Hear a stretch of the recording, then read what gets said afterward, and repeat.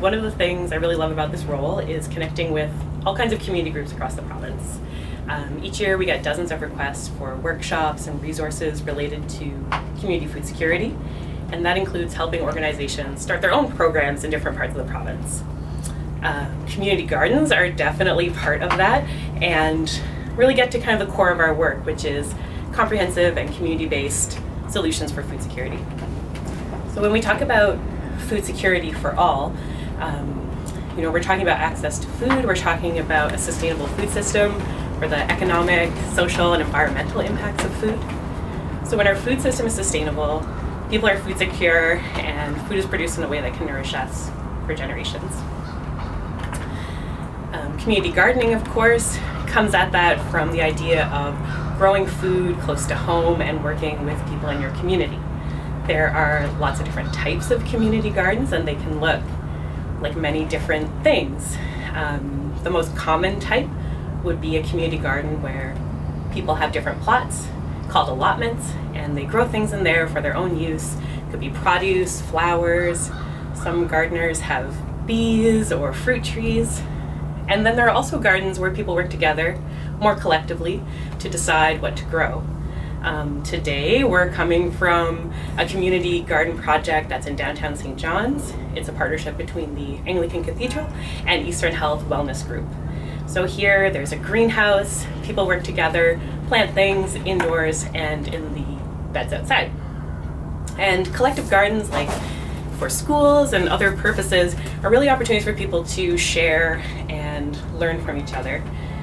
Lots of gardens have both, so you might see ones where everybody shares in the harvest from an apple tree, or maybe they have a community program like composting that people all take part in.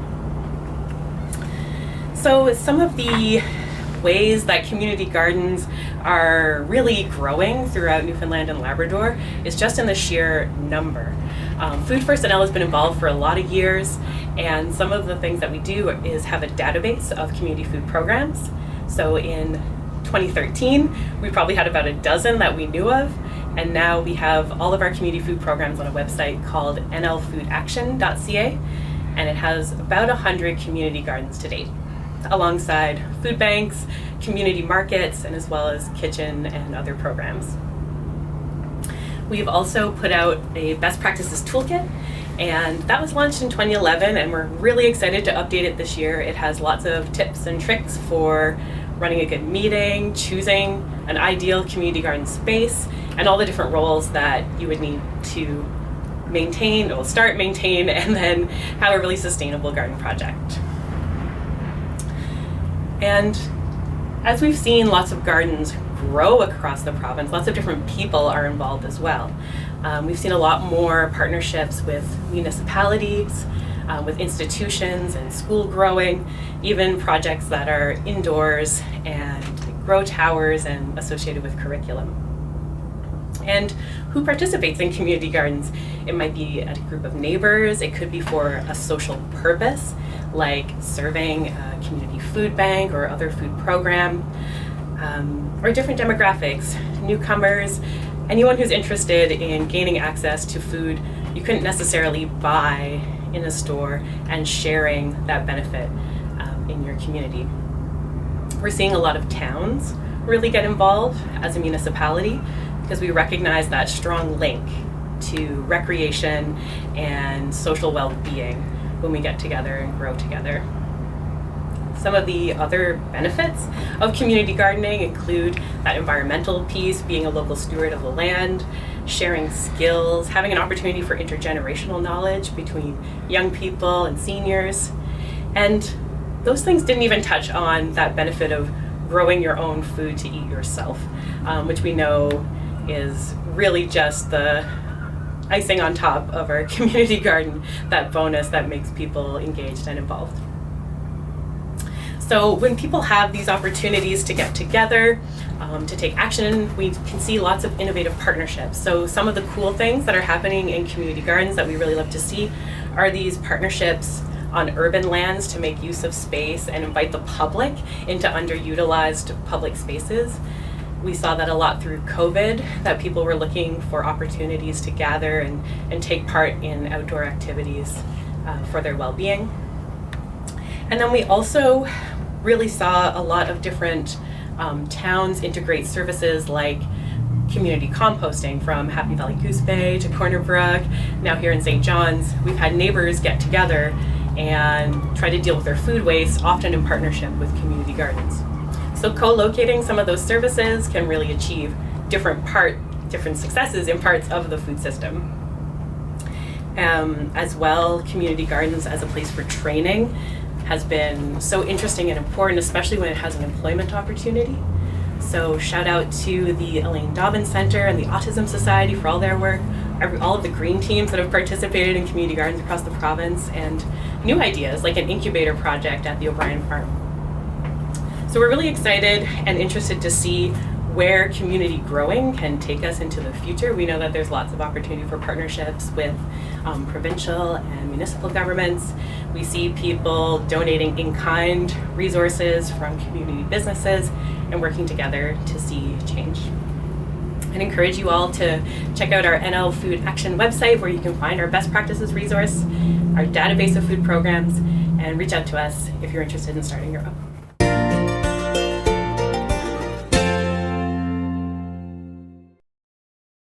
My name is Megan Sams. I'm an Indigenous working craftsperson, farmer, beekeeper, and community worker in Gadalisk, Uktakhamgug, or Codroy Valley, Newfoundland, which is my home community and traditional territory. My pronouns are she or they.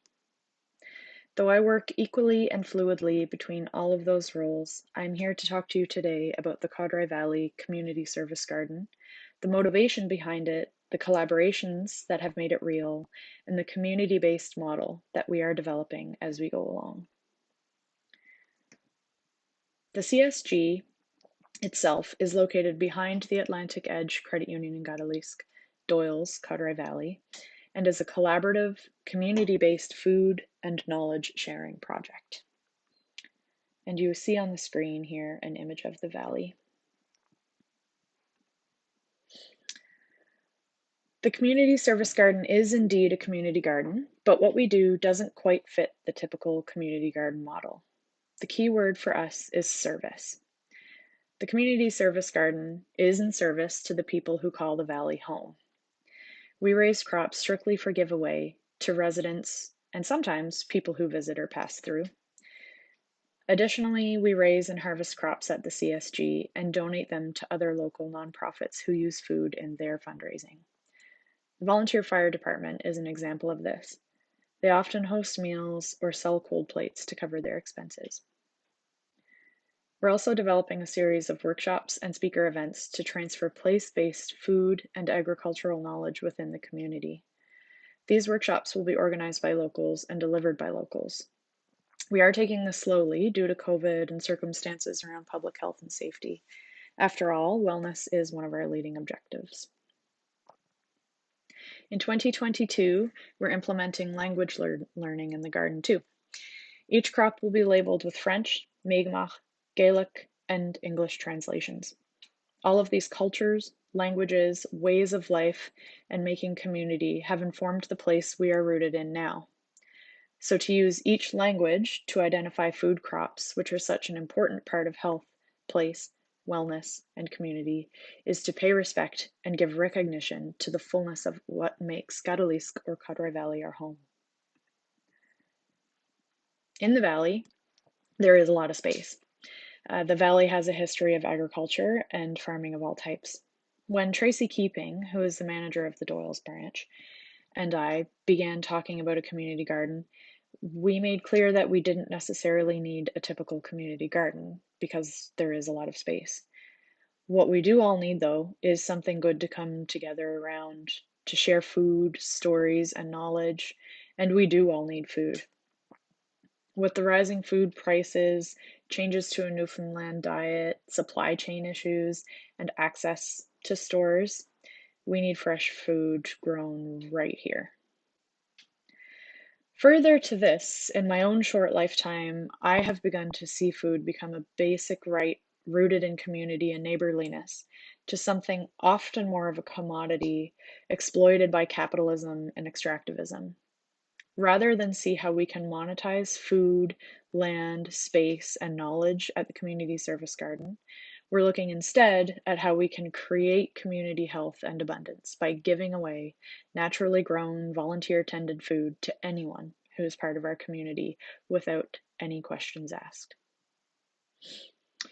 And I still believe in value based on what a person gives away and how we can best take care of one another. Collaborating then with the AECU is a perfect fit.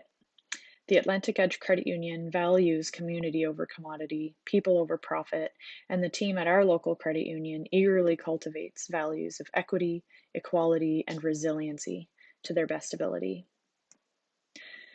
Ultimately, the community service garden and my own community work comes from a deep love of my place.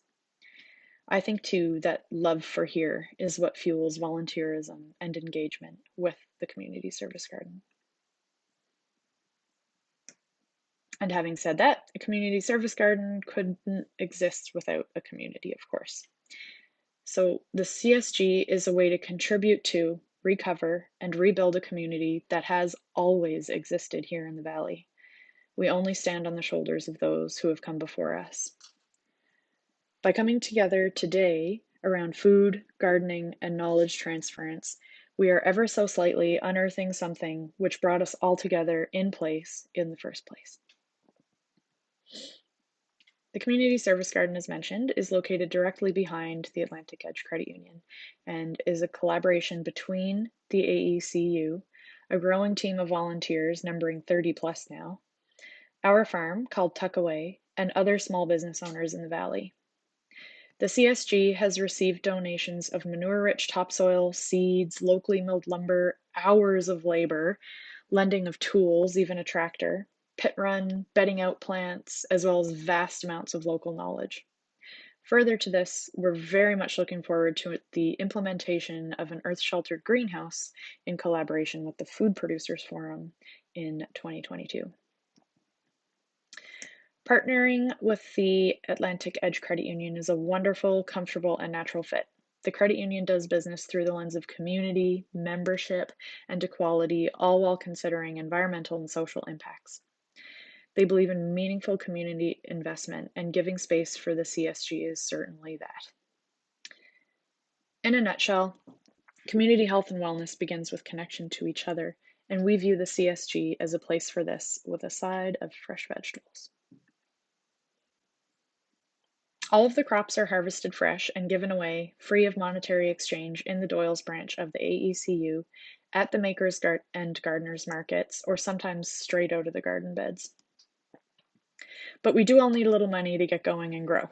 So to date, all of the building, planting, growth, and development of the community service garden has been grassrooted. Time and materials, seeds, and plants have been given in kind. In 2022, though, we're looking at a couple of larger projects. The build of an earth-sheltered greenhouse, as well as the installation of a small mixed fruit orchard. We're so grateful to have received a grant from the Community Garden Support Program through the Government of Newfoundland's Department of Fisheries, Forestry, and Agriculture, as well as a grant in the amount of $10,000 from the Community Healthy Living Fund through the Government of Newfoundland's Tourism, Culture, Arts, and Recreation Department. And you see here on the screen images of crops, bed building, and a giveaway table in branch at the AECU.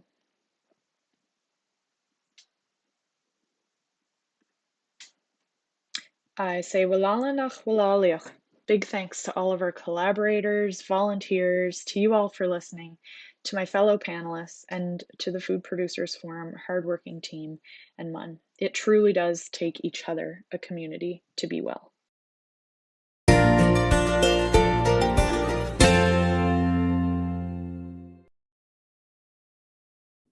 Hello, everyone. I'm so excited to be a part of the Food Producers Forum conference. Thank you to Dan and all the organizers for having me as a part of your schedule. So I'm going to quickly go over some direct marketing channels that exist currently in Newfoundland and Labrador that producers can avail of. These are going to be really quick summaries of each one. If you have any further questions about any of these, feel free to reach out to me. I will make sure that my contact information is available to all the attendees. So let's get started. So we're going to talk about, again, direct marketing channels that exist. So when we're talking about those, that means that there's no middleman. It's your direct interaction with the producer, with the consumer. And that can look many different ways. It's not just one way. We're going to talk very quickly about 8 different channels. First up, we're going to talk about CSA, or Community Supported Agriculture.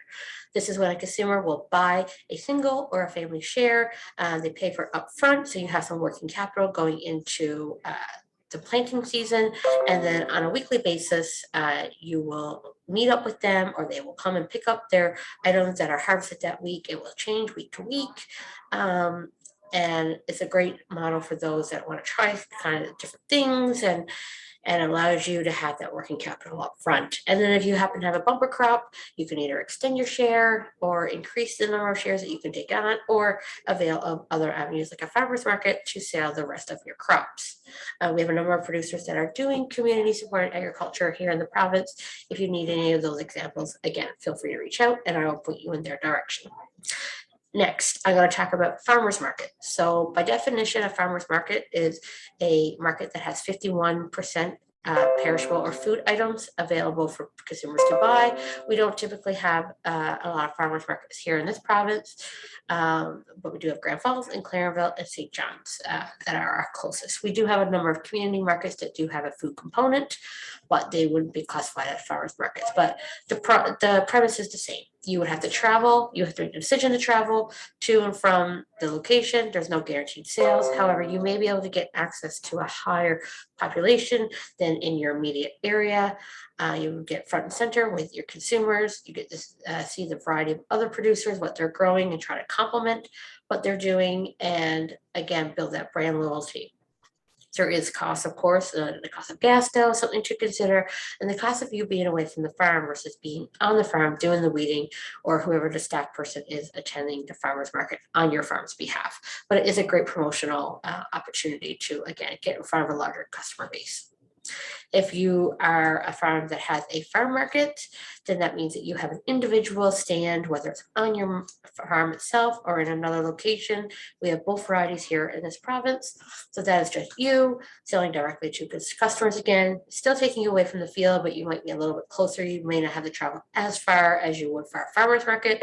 A number of our producers travel hundreds of kilometers, so hours and hours on the road to get to farmer's market. If you have an individual farm market, you may be able to be a lot closer. So not as much transportation required, and you can be balancing time in the field versus being in the farm market itself. You're a little bit closer to your fields that way. So you can use these opportunities to create things like petting zoos and picnic areas to encourage people to come and stay longer and buy more. You can have, we see ice cream stands and bakeries and little cafes and all that happening at farms to get people to stick around a little bit longer and buy more food while they're there. You can also, if you do have this infrastructure, you can avail of other farmers in your area and give them an opportunity to be on your shelves. So if you are a vegetable producer and there is a meat producer close by, you could have some of their products and do some cross promotion between your farm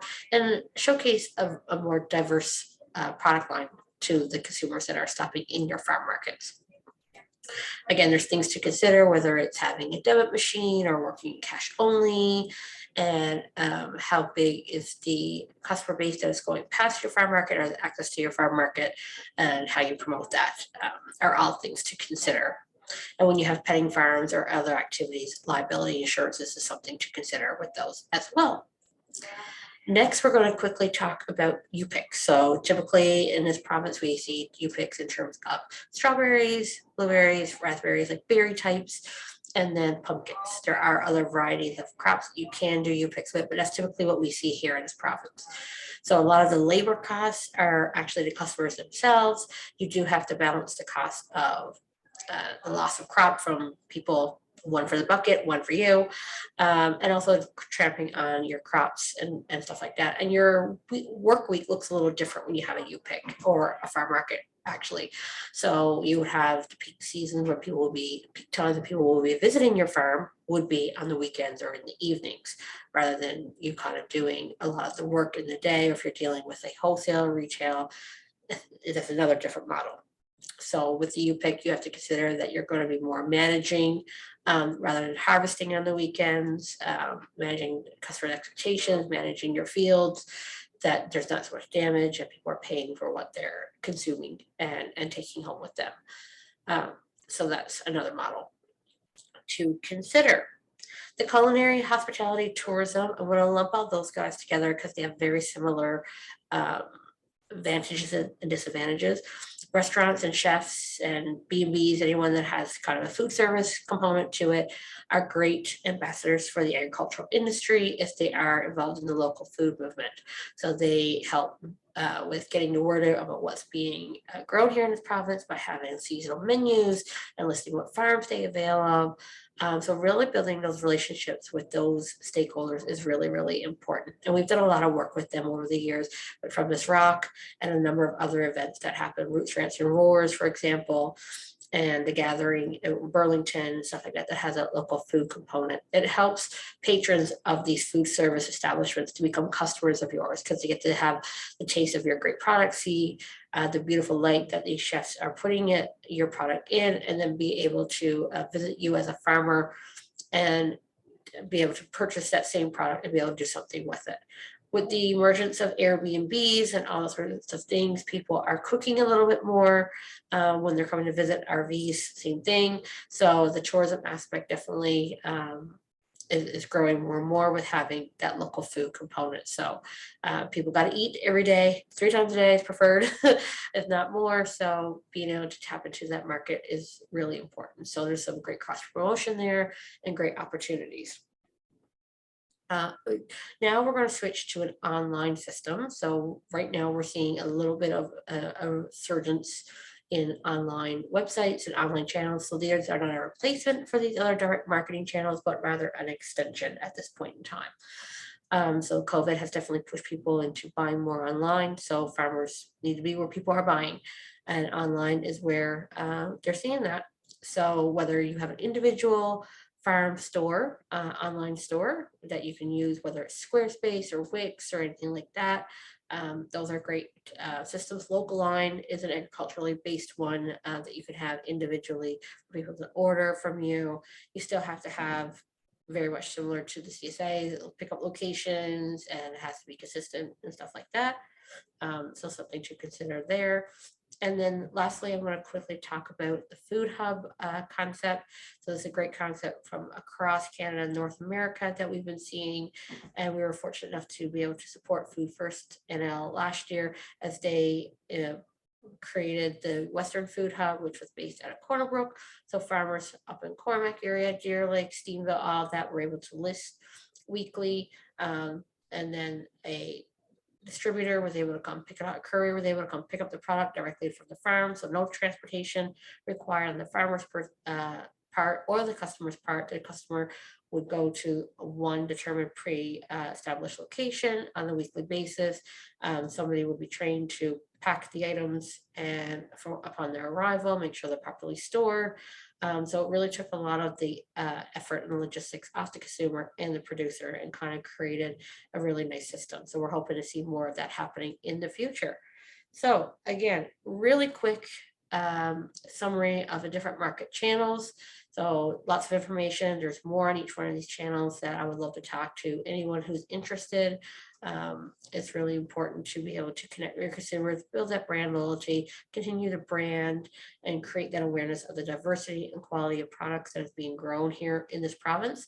There's lots of room to grow in terms of food security in this province. And I hope whether that's 1,000 small farmers or some larger farmers, everyone starts somewhere, and I'm here to support you in that. So thank you for your time, and I look forward to any questions that are going to come my way. Thanks.